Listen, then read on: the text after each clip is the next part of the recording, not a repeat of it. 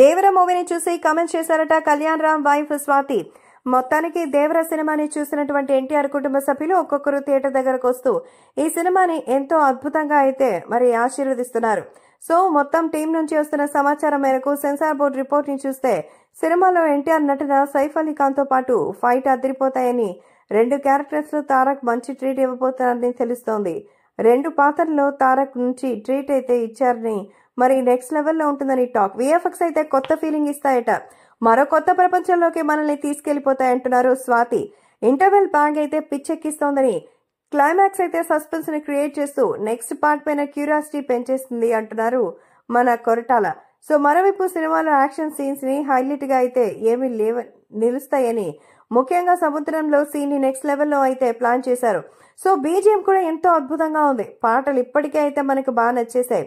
ఈ పాటల్లో జాన్వీ కపూర్ గ్లామర్ అయితే అద్దరిపోయింది. సో క్యారెక్టర్ పరంగా ఆమెకి పెద్దగా స్కోప్ లేకపోయినా తనకున్నంత పరిధిలో ఎంతో చక్కగా నటించింది అంటూ చెప్తున్నారు మన స్వాతి.